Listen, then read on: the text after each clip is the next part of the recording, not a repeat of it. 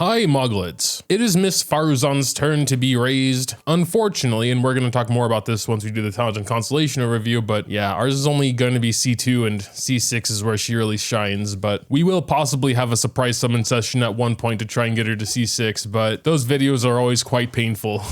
A stark contrast to Wanderer, Faruzan we didn't prepare at all for. I barely even knew what she needed until a couple days ago. In fact, I thought she needed Scarubs because her test run gave Scarubs. Of course, shortly after that, they did correct it, but I had already been Scarub farming. So yeah, we'll need one of these small stones to start. Yay, first star. I think for Faruzan, we're only going to get her up to 70. As a support, I think 70 is fine. Talents won't go past 6 regardless, and doesn't have anything to do with constellation. Anyway, gotta go do a boss run real quick. I've been spending a lot of resin on the new artifact domain trying to get a good set for our boy Wanderer, but dang, I don't think I've ever had worse RNG as far as artifacts are concerned. I don't think you actually need Electro for this guy. He just makes it so he doesn't turn invisible, but I'm hoping we can just kill him fast enough.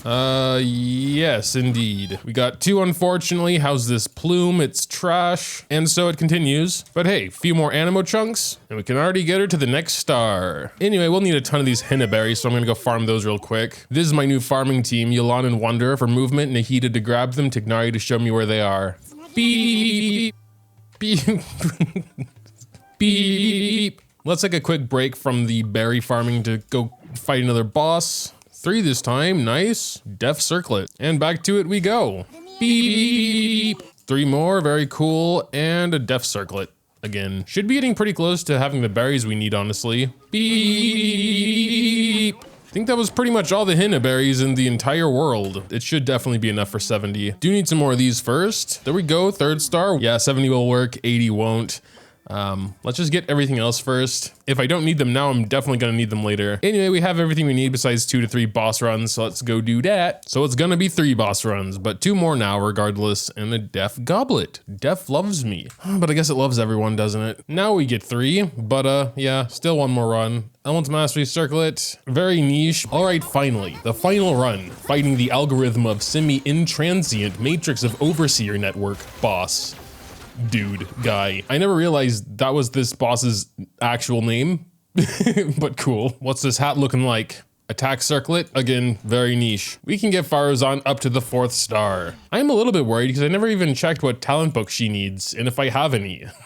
And of course, it is now time for the talent and constellation overview. Very normal bow user, nothing to say about her basic or charged. Her elemental skill is a quick little attack, but it'll also give her a special charge for her arrow. Her next charge attack will be a lot faster thanks to her first passive. Going back to the skill, when you actually fire the charge shot, if you hit an enemy, it'll create a little vortex that sucks in other enemies around, and if you hit the ground, it'll just do the same thing in that location. And going back to her first passive, enemies that are hit with this will also have Perfidious Wind's Bale, which is a 4-second 30% ammo resistance decrease. Basically, there is already some utility with her elemental skill. It's a shame the ammo res decrease literally only lasts for 4 seconds. We will get to her constellations later, but as it stands, that's pretty sad. As for her burst, she releases a different shape that travels around in a triangle, doing whirlwind pulses. Enemies hit by these pulses will have the same effect of their ammo resistance getting decreased by 30% for 4 seconds. However, the animo damage of other nearby characters is increased by 18% to start with, but this does go up as you raise the skill. At level 9, the animo damage bonus would be a little over 30%, matching up to the animo resistance decrease. And of course, through constellations or a crown, it can go higher than that. Her second passive relates directly to her burst. Basically, when other characters are nearby and getting this animo damage bonus from her burst, they will also get a second buff, which is extra damage specifically only for animo characters,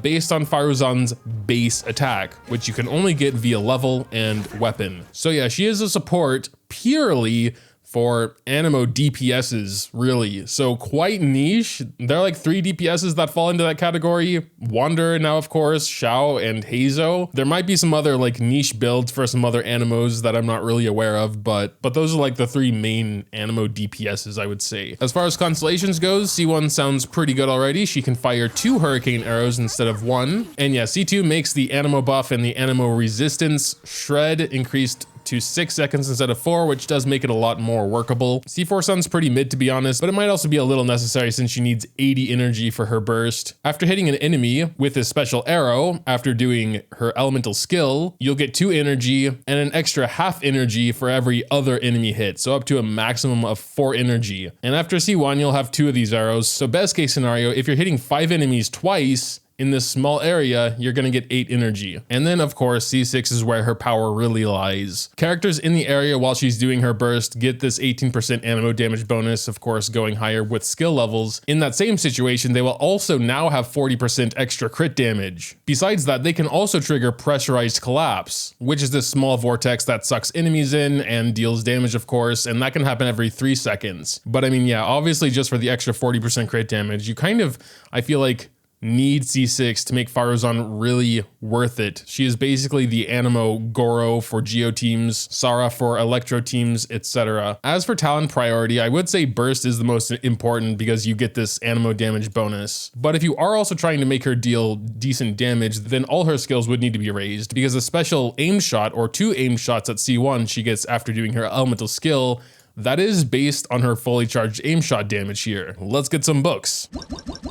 If I'm not mistaken, we didn't get 1 purple in all those runs. Pretty sure that was a 7 condensed. Eula bonus, let's go. All right, I'll take 1 bonus. Let's start with her burst up to 6 there. I mean, that's the highest we can get it anyway. Yeah, I don't know. I think her burst is the only really important thing, honestly. I can't imagine she's gonna be doing a ton of damage. I mean, if you wanna keep almost 100% uptime on her burst buffs and debuffs, she'll need a lot of energy recharge, I imagine. Having the second Animo there will help a little bit. Yeah, I think that's fine, 466. Build-wise, honestly, I'm a little bit unsure. I don't know if Viridescent is really the right option here. She's not really doing off-field damage, but maybe swirling. That's something we would probably have to check real quick. So we're going to put Pyro on this dude and then do her burst.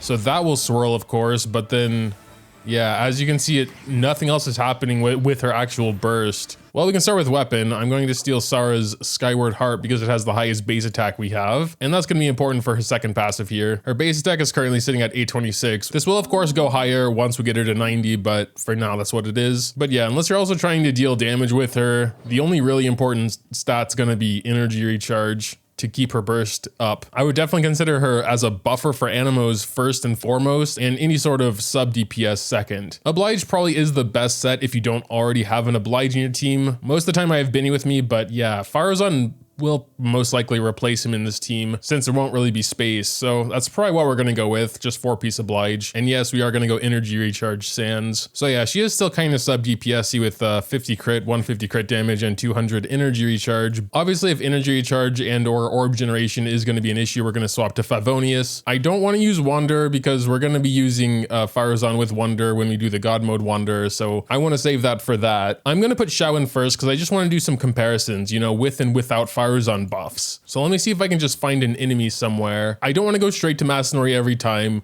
but the annoying thing is, whenever I'm looking for an enemy, I cannot find any anywhere, ever. I can scour the entire island, there won't be enemies anywhere, dude. It's only when I don't want enemies, when I'm like trying to collect materials where there's gonna be enemies everywhere. Okay, there's a Hilichurl camp over there. We'll just test on this big dude, I guess. So that was a 16-1, okay?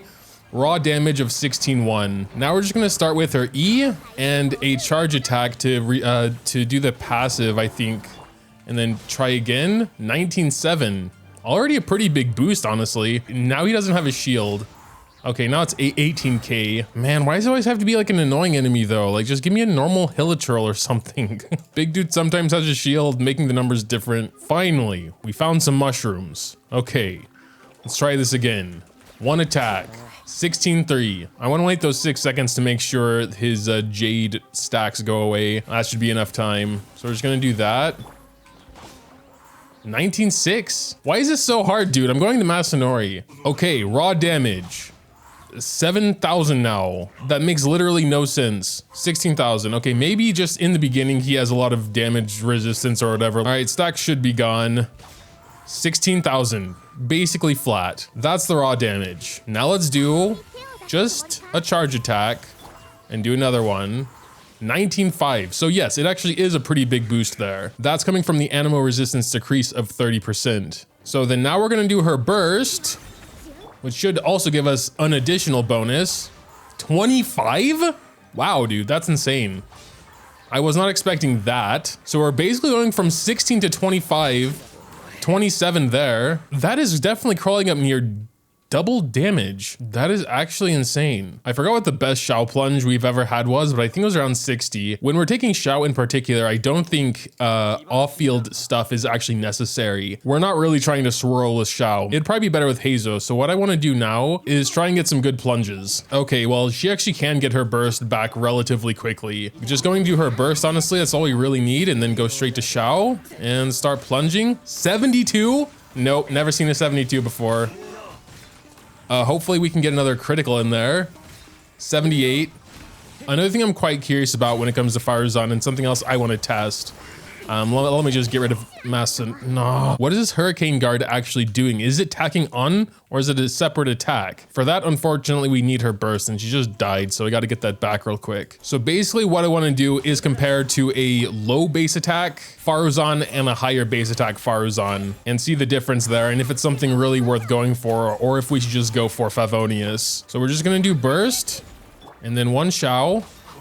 That was not a crit. Let's try this again. 32.5. All right, so we get a 32.5 currently with just her burst and an E. So now we're going to give her a level 1 bow. Just reduce her base attack as much as possible to see the difference. Basically just trying to see what this is actually doing, really. All right, here we go again. 31.9. It was 32.5 before, and now 31.9. Okay, it really doesn't do much. I mean, it wouldn't be horrible for Xiao because it can proc every 0.8 seconds, which I imagine is about the interval between plunges. So every plunge would have that extra, like, I don't know, 600 damage tacked onto it. And it'd be like 400 more instead of 600 more if you gave her Favonius over Skyward. So yeah, I would say it's not worth increasing her base attack super high just for that. So I mean, it is something, but if you are at all struggling with orb generation, definitely Favonius. If not, I mean, she herself will do more damage with Skyward. It has, you know, good base attack and crit rate. But if you just want her to be a buffer for your actual DPS, Favonius. We may as well go ahead and compare the full rotation just without using Faruzan. 61. So yeah, she was actually doing a lot there. We were getting close to 80k with her. So yeah, I'm actually quite surprised. Even before C6, she's already buffing pretty well. For a Heizou team, or for a Wanderer team for that matter, some off-field element would be nice. Heizou would really only need one type, so I'm probably gonna go Yelan Binny. But yeah, now we have two Oblige in our team. Maybe for Wanderer, I would swap Binny with someone else. Let's see what we can do with a fully charged Heizou punch. Oh no, don't die. So, gotta get the punch first. Okay, here we go. Boom, block. Thank you very much, Masanori, you son of a... This is midnight, Masanori, so we do have another chance here. Almost, almost. Here we go. Boom! That was not a critical, and he died. Wow. Yes, now step outside of Binny Ring. That's good. Okay, okay, you're gonna block forever. I see. Boom. Get out of here. 220. That is the most I've ever seen with Heizou. Well, all right. Here are some smaller Masanoris. May as well go ahead and try on them as well. Kaboom! I didn't see anything there, but he died, so that's something. So I take back what I said earlier. Even if she's not C6, she is worth a spot when you're at least taking Heizou, I assume Wanderer, and Xiao. Because I've seen larger numbers with them than I've ever personally been able to manage out of those units in the same gear they have. So take that as you will. Make sure to tell me what you think though in the comments down below. Dropping a like or subscribing to the channel if you enjoyed is always greatly appreciated as well. Thanks, as always, for watching, and until next time.